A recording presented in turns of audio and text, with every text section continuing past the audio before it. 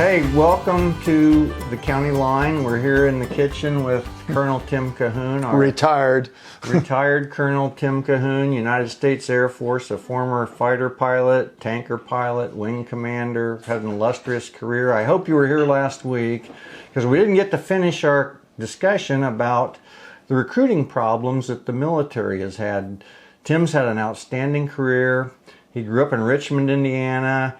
Was always interested in airplanes, but really never thought he could cut it as an Air Force officer, and got swept into a great career and contributed significantly to the defense of our country. His family made tremendous sacrifices, but it was all worthwhile for them. So we're wondering why more people today aren't interested in at least a term of enlistment, 4 or 6 years in the military.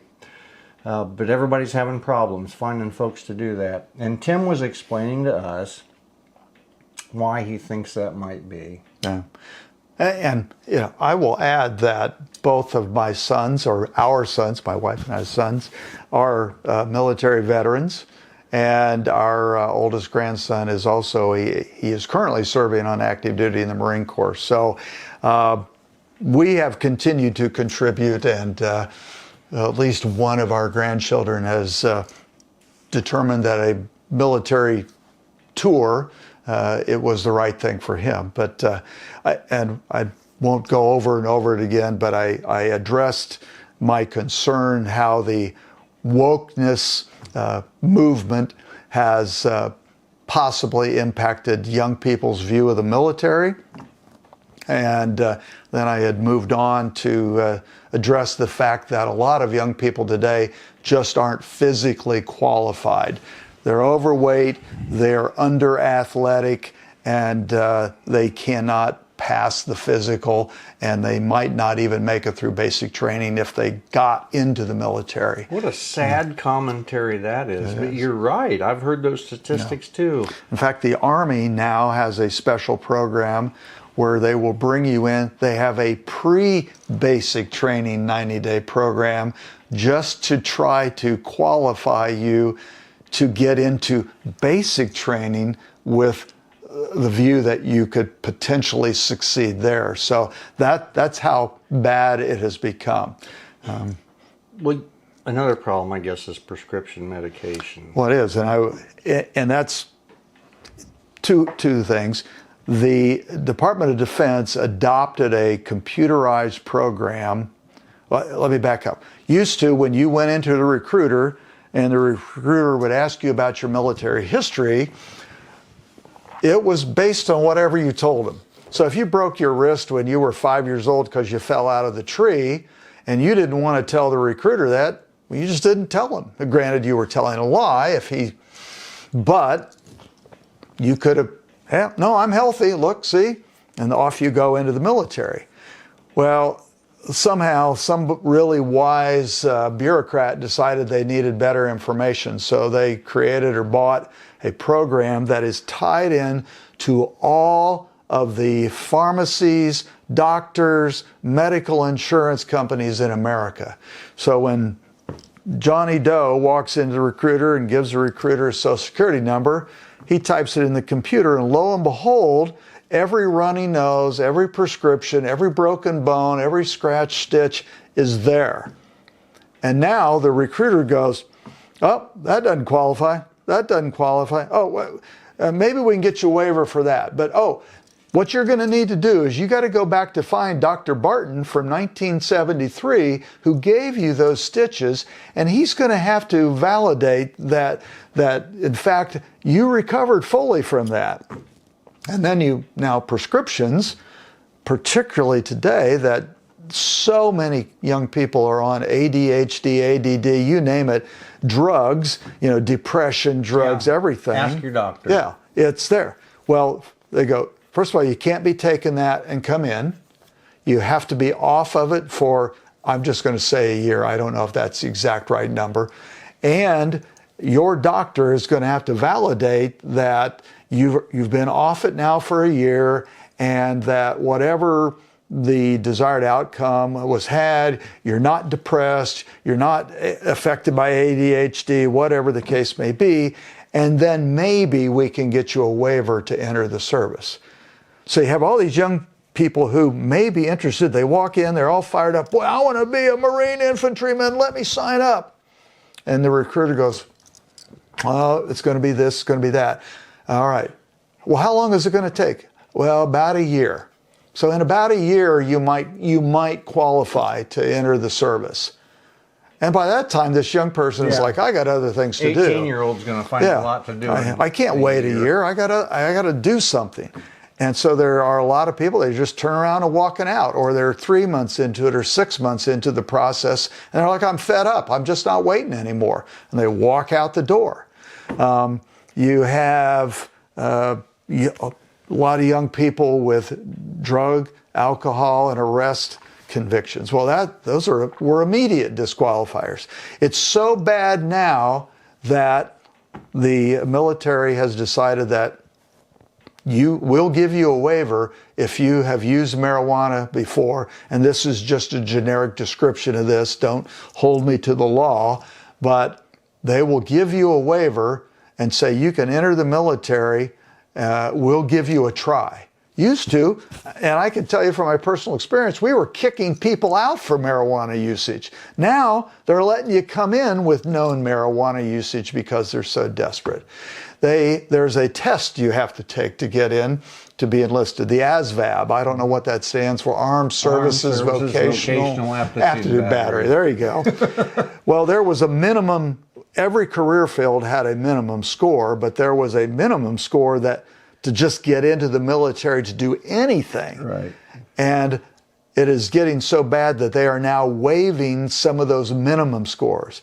The volunteer military, and this goes on and on. You had to have a high school diploma.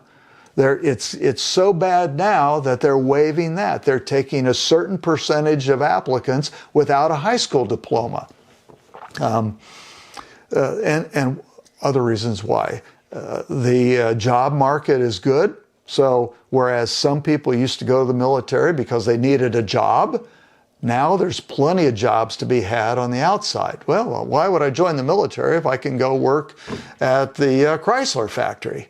There are a lot more people over time have been encouraged to get advanced training, whether it's tech school or college. So they're like, well, used to, you'd come right out of high school and go straight to the military. Now they're like, well, I think I'm going to give college a try. I'm going to give Ivy Tech a try. And, the military's over there maybe if I ever need it, but I'm not going to try it now. So, what is that? 10 different reasons that the cumulative effect is we're not recruiting enough people. And what's the alternative? The draft. Well, we've created a military where drafted military members are not really the ideal candidates to do what we need them to do in today's military. And you can have a whole discussion about why that is. So, and of course, the draft's never very popular. I had the opportunity to serve with a lot of Vietnam veterans, draftees who joined the Air Force so they wouldn't wind up in the Army infantry. And yeah, we had a couple of losers. But by and large, they were outstanding airmen and NCOs. Well, I mean, it's not... And they did their 4 years and got out and did something else. Well, the draft has historically been mandated for like the Army and the Marines, and the Navy and the Air Force were the benefactors because, yes, a lot of people who were draft eligible didn't want to be in the Army or the Marines, and then they would run down to the Air Force or the Navy recruiters. So there, on an individual basis, it could be a positive thing.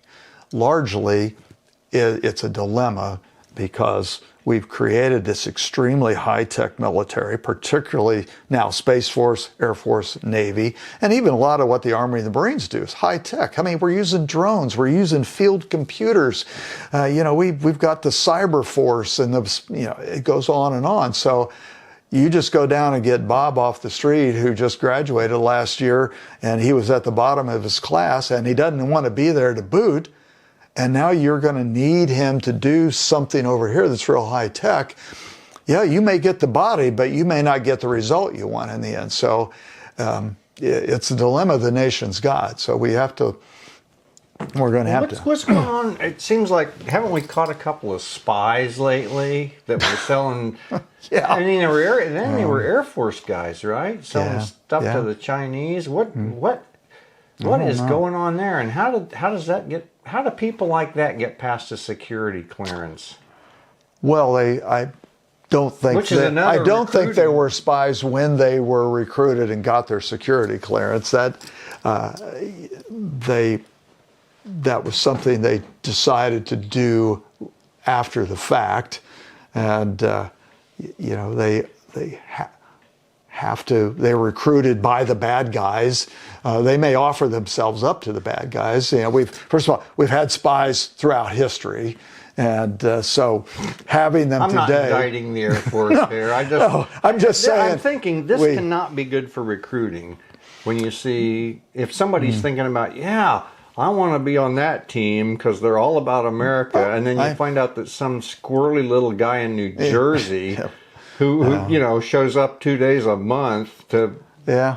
Well, I could disagree that wouldn't be a demotivator. Well, how big that is of an issue for recruiting, I don't know. It's an issue, and how do we fix it then? Well, that I don't know. Because at the height of World War II, all this patriotism, we still had spies. How do we fix this recruiting? Oh, the recruiting thing? I mean, do we need nicer uniforms or? No, I don't think so. And the military is now talking about this computer system I described. It has had such a negative effect that they are contemplating getting rid of it and going back to the old system of just, all right, you tell me, did you have a medical issue? Are you on prescriptions? Yes, no, and go from there. Because history demonstrated that despite some people lying, the vast majority did well who volunteered to join. They overcame any medical issue they had. And everyone still has to have a physical at MEPS to join. So it's not just what you divulge to the recruiter. So the most obvious things are going to be found at MEPS. You got the third eye in the middle of your forehead, and you told the recruiter you didn't, and he ignores it. That's one thing. But you go down to MEPS, and the doctor there is going to go, oh, you got an eye in the middle of the forehead, you can't be in the military. So those most obvious people will be weeded out. But that middle third, or whatever percentage it is, who are otherwise generally healthy, they're going to probably do just fine. So I think that's probably a practical thing to do. The next biggest piece, that we just have an unfit young population. Well, the entire population is unfit, but we're talking about young people right now. How do we change our entire culture? I mean, it's sort of bizarre. All we ever do is watch sports and talk about jogging and diets and fitness and the latest medical procedure to keep you alive for 150 years. But yet, nobody's following that. They're just a bunch of fat slobs. So we know what to do, but we don't do it. Yeah, and they live in their parents' basement and they play video games until they're blind. And how do you change that? I don't know the answer to that, but that has to be solved, or we'll never really solve recruiting. The woke thing, well, I ultimately think it's self-correcting, but will it correct itself fast enough is a bigger question, because even Congress has directed the DOD to stop some of that stuff, but yet they sneak around the end. Just within the last couple of weeks, the Air Force Academy decided that they needed to buy a $300,000 contract computer program to monitor the social media of all the cadets at the academy. In essence, they're going to spy on these highly capable, qualified Air Force Academy cadets. For what purpose? Well, to seek out those scumbags that must be in there, the extremists in the ranks of the Air Force Academy. So, so Congress says, you know what, you need to tone down this DEI program. The Air Force turns around, goes over to the Academy, and they buy a program specifically designed to monitor social media. What would you tell somebody, a high school kid who's vaguely thinking about joining the military? It's not the military that we grew up with, that you see in the movies. If you can get over that, then you should think about all the other positive things. That it's still our military. It still is there to protect our nation. It is a great way to grow up, to learn a technical skill, to learn responsibility, to develop self-respect. But you have to accept that it's not what it's not all Navy SEALs and crawling around in the mud. That there's a lot of rules, and there's a lot more rules today, and a philosophy being perpetuated that is sort of counter to what we believed the military was. If you can get beyond that and make that conscious decision, then great, go for it, do it. It's extremely valuable. I wish every young person in America really could serve in the military. We all understand the value of that, the citizens it made for our country. You look at the 10 million men who came home from World War II, the greatest generation. Look what they did.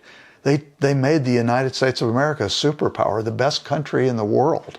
Well, and we bombed every other industrialized country in the world into the Stone Age. Well, but they could have come home and gone into a fetal position and worried about all these cultural issues. But they came home, they took what they had learned, the responsibility they developed, the maturity they developed, and they put it back into their country.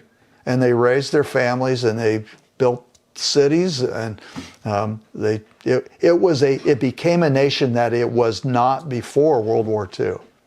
Mm-hmm. And that's what it can do. It helps make great citizens. So it has great potential, but don't go in with the wrong thinking about it. It's different.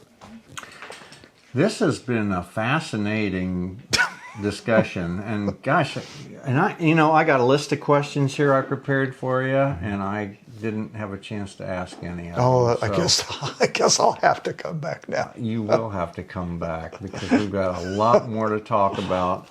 Listen, thanks for joining us. This has been a lot of fun with retired Air Force Colonel Tim Cahoon. We didn't get to talk about his top secret clearance or some of the other issues he's been involved in, his wartime stories and all that stuff. So maybe he'll be back to see us.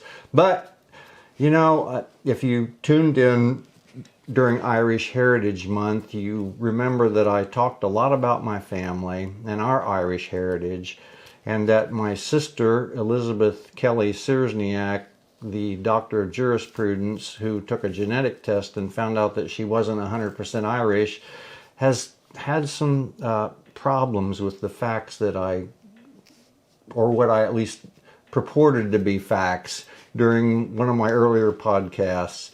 And she has asked for some rebuttal time, so we've all got that to look forward to, as it were. And in the meantime, Tim, thanks for coming over today and you're welcome, talking to us, and I can't tell you how much I appreciate your service and the sacrifice. Well, and I appreciate yours as well. All right, everybody. God bless. See you next week.